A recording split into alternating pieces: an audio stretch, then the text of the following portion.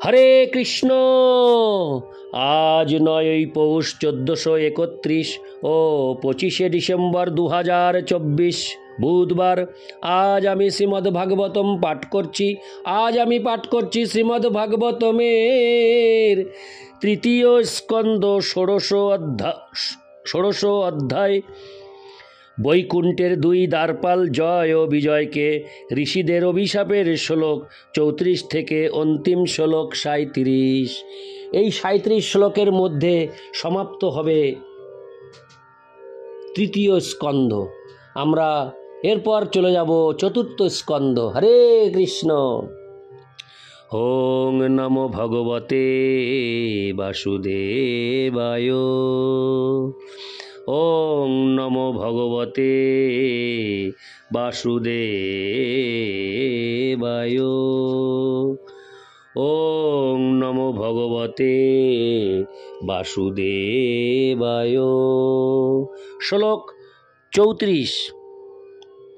তদা বৈকুণ্ঠধীশনাত্তোর্নিপোত মানয় হাহাকারো মহানাসিদ্ধি মানাগ্রেষু পুত্রকা। অনুবাদ। তারপর জয় এবং বিজয় যখন ভগবানের ধাম থেকে পতিত হচ্ছিলেন, তখন অপূর্ব বিমানে উপবিষ্ট দেবতাদের কণ্ঠ থেকে মহাহাহাকার ধ্বনি উত্থিত হয়েছিল। ইতি শ্লোক 34। শ্লোক 35। তাবেব হধুনা প্রাপ্তৌ পার্শ্বদ প্রবরৌ হরে দিতের জঠোর নির্বিষ্টং কাশ্যপং তেজ উলবনম। হরে কৃষ্ণ। আমি শ্লোকটি আরেকবার পাঠ করছি। শ্লোক 35। তাবেব হধুনা প্রাপ্তৌ পার্শ্বদ প্রবরৌ হরে দিতের জঠোর নির্বিষ্টং কাশ্যপং তেজ উলবনম। অনুবাদ। ব্রহ্মা বলতে লাগলেন, ভগবানের সেই 2 জন প্রধান দ্বারপাল সম্প্রতি দিতির গর্ভে প্রবেশ করে কশ্যপ মুনির শক্তিশালী বীর্যের দ্বারা আচ্ছাদিত হয়েছেন। তাৎপর্য: জীব কিভাবে মূলত বৈকুণ্ঠলোক থেকে এসে এই জড় জগতের উপাদানের দ্বারা আবৃত হয়, এখানে তার স্পষ্ট প্রমাণ দেওয়া হয়েছে। জীব পিতার বীর্য আশ্রয় করে মাতার গর্ভে সঞ্চারিত হয় এবং মাতার ডিম্বকোষের সাহায্যে জীবের বিশেষ দেহ বিকশিত হয়। এই সূত্রে মনে রাখা উচিত যে কশ্যপ মুনি যখন হিরণ্যাক্ষ এবং হিরণ্যকশিপু নামক 2 পুত্রের গর্ভাধান করেছিলেন, তখন তার চিত্ত শান্ত ছিল না। তাই তিনি যে বীর্য স্খলন করেছিলেন তা অত্যন্ত শক্তিশালী ছিল এবং তার সঙ্গে ক্রোধ গুণ মিশ্রিত ছিল। এর থেকে সিদ্ধান্ত করা যায় যে সন্তান উৎপাদনের সময় মন অত্যন্ত শান্ত এবং ভক্তিভাব পূর্ণ হওয়া উচিত। তাই সেই উদ্দেশ্যে বৈদিক শাস্ত্রে গর্ভাধান সংস্কারের প্রথা নির্দেশিত হয়েছে। পিতার চিত্ত যদি ধীর না থাকে, তাহলে স্খলিত বীর্য উন্নত স্তরের হবে না। তার ফলে পিতামাতা কর্তৃক উৎপন্ন জড়তত্ত্বে আবৃত জীব হিরণ্যাক্ষ এবং হিরণ্যকশিপুর মতো আসুরিক ভাবাপন্ন হবে। গর্ভাধানের পদ্ধতি সাবধানতার সঙ্গে অধ্যয়ন করা উচিত। এইটি একটি অত্যন্ত মহান বিজ্ঞান। ইতি শ্লোক 35। শ্লোক 36। তয়োরসুরয়োরর্ধ তেজসা যময়োর্হিব আক্ষিপ্তং তেজো এতর্হি ভগবাংস্তদিধিষ্যতি। অনুবাদ। সেই 2 অসুরের তেজের দ্বারা তোমাদের তেজ এখন তিরস্কৃত হওয়ার ফলে তোমরা বিচলিত হয়েছ। এর প্রতিবিধান করার শক্তি আমার নেই, কেননা ভগবানেরই ইচ্ছাক্রমে এই সব কিছু হয়েছে। তাৎপর্য: যদিও পূর্বের জয় এবং বিজয় হিরণ্যকশিপু এবং হিরণ্যাক্ষ রূপে অসুরে পরিণত হয়েছিল, কিন্তু জড় জগতের দেবতারা তাদের নিয়ন্ত্রণ করতে পারেননি এবং তার ফলে ব্রহ্মা বলেছিলেন যে তারা যে উপদ্রব সৃষ্টি করেছিল তা প্রতিহত করার ক্ষমতা তার অথবা অন্য সমস্ত দেবতাদের ছিল না। পরমেশ্বর ভগবানের নির্দেশে তারা জড়জগতে এসেছিলেন।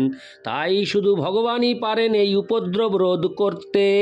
পক্ষান্তরে বলা যায় যে যদিও জয় এবং বিজয় অসুর শরীর ধারণ করেছিল, তবুও তারা অন্য সকলের থেকে অধিক শক্তিশালী ছিলেন, এবং তার ফলে প্রমাণিত হয় যে পরমেশ্বর ভগবান যুদ্ধ করার বাসনা করেছিলেন, কেননা যুদ্ধ করার ইচ্ছা তার মধ্যেও রয়েছে। তিনি সব কিছুরই উৎস, কিন্তু তিনি যখন যুদ্ধ করেন তখন তাকে অবশ্যই তার ভক্তের সঙ্গে যুদ্ধ করতে হয়। তাই তার ইচ্ছার ফলে জয় এবং বিজয় কুমারগণ কর্তৃক অভিশপ্ত হয়েছিলেন।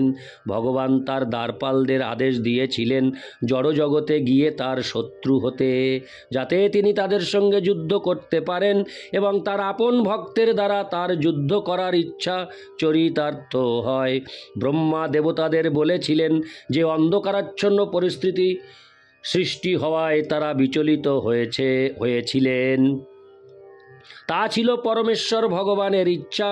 তিনি তাদের বোঝাতে চেয়েছিলেন যে সেই দুইজন ভগবৎ পার্শ্বদ যদিও অসুর রূপে এসেছিলেন, তবুও তারা দেবতাদের থেকেও অধিক শক্তিশালী ছিলেন এবং তাই তারা তাদের নিয়ন্ত্রণ করতে পারেননি। পরমেশ্বর ভগবানের কার্য কেউই অতিক্রম করতে পারে না।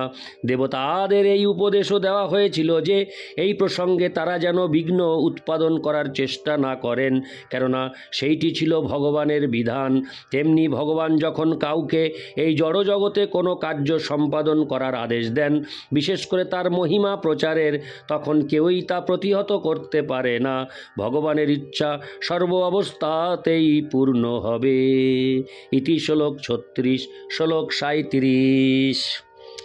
এই 37 শ্লোকই হচ্ছে তৃতীয় স্কন্দের অন্তিম শ্লোক। হরে কৃষ্ণ। আমরা কে কখন বাঁচব, কে কখন মরব জানি না, তবুও আমি যখন এই ভাগবতম পাঠ শুরু করেছিলাম, আমি তখন ভক্তবৃন্দের কাছে ভগবানের কাছে প্রার্থনা করেছিলাম আমি যেন অতি দ্রুত সকল স্কন্দগুলো তাড়াতাড়ি পাঠ করে আমি ভক্তদের শ্রবণ করাতে পারি। যাই হোক, আমি তৃতীয় স্কন্দ থেকে এবার আমি প্রবেশ করব চতুর্থ স্কন্দে। বর্তমানে চলছে তৃতীয় স্কন্দের অন্তিম শ্লোক 37।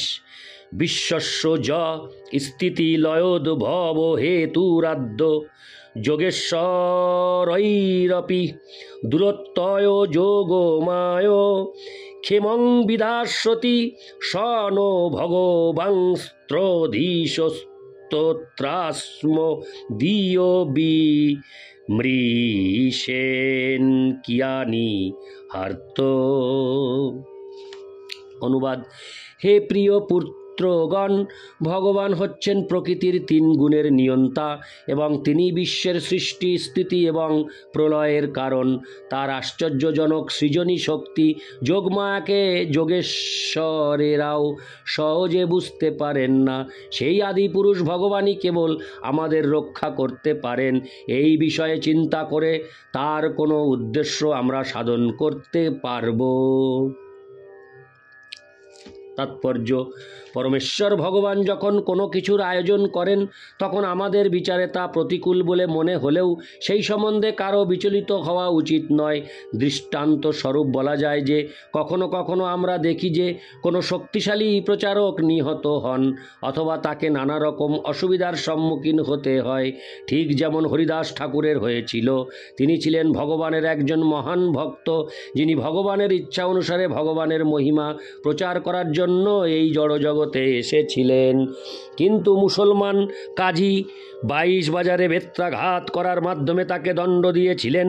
তেমনি যীশু খ্রিস্ট ক্রুশবিদ্ধ হয়েছিলেন এবং প্রহ্লাদ মহারাজকে নানা রকম দুঃখ কষ্ট ভোগ করতে হয়েছিল। শ্রীকৃষ্ণের প্রিয় সখা পাণ্ডবদের রাজ্য হারাতে হয়েছিল, তাদের পত্নীকে অপমান করা হয়েছিল এবং তাদের নানা রকম কঠোর দুঃখ দুর্দশা ভোগ করতে হয়েছিল। এই সকল প্রতিকূলতা বিপন্নতার সম্মুখীন হতে দেখে ভক্তদের বিচলিত হওয়া উচিত নয়। পক্ষান্তরে বুঝতে হবে যে সেই সমস্ত ঘটনার পিছনে নিশ্চয়ই পরমেশ্বর ভগবানের কোনো পরিকল্পনা রয়েছে। শ্রীমদ্ ভাগবতের সিদ্ধান্ত হচ্ছে যে এই প্রকার প্রতিকূলতার দ্বারা ভগবত ভক্ত কখনো বিচলিত হন না। ভগবত ভক্ত এমনকি প্রতিকূল অবস্থাকেও ভগবানের কৃপা বলে মনে করেন। প্রতিকূল অবস্থাতেও যিনি ভগবানের সেবা করতে থাকেন তাকে প্রতিশ্রুতি দেওয়া হয়েছে যে তিনি অবশ্যই ভগবত ধাম বৈকুণ্ঠ লোকে ফিরে যাবেন। ব্রহ্মা দেবতাদের আশ্বাস দিয়েছিলেন যে সেই অন্ধকার পরিস্থিতির সৃষ্টি কিভাবে হয়েছিল সেই সম্বন্ধে আলোচনা করার কোনো প্রয়োজন নেই, যেহেতু প্রকৃতপক্ষে এইটি ছিল পরমেশ্বর ভগবানের বিধান। ব্রহ্মা সেই কথা জানতেন। ভগবানের মহান ভক্ত হওয়ার ফলে ভগবানের পরিকল্পনা বোঝা তার পক্ষে সম্ভব ছিল। ইতি শ্লোক 37। সমাপ্ত হল তৃতীয় স্কন্ধ। সকল ভক্তিমতী মা ও ভক্তবৃন্দের কাছে আমার বিনীত প্রার্থনা, আপনারা আমাকে আশীর্বাদ করবেন আমি যেন এইভাবে ভাগবতমের সকল স্কন্ধ সমাপ্ত করে আপনাদের শ্রবণ করাতে পারি। এটি আমার মানব জীবনের একমাত্র ইচ্ছা, একমাত্র আশা, একমাত্র আনন্দ। ইতি শ্রীমদ্ ভাগবতের তৃতীয় স্কন্ধের বৈকুণ্ঠের 2 দ্বারপাল জয় ও বিজয়কে ঋষিদের অভিশাপ নামক ষোড়শ অধ্যায়ের ভক্তি বেদান্ত তাৎপর্য। ইতি তৃতীয় স্কন্ধ সমাপ্তম।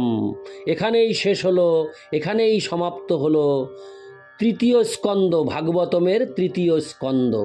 হরে কৃষ্ণ কৃষ্ণ কৃষ্ণ হরে হরে, হরে রাম রাম রাম হরে হরে। হরে কৃষ্ণ।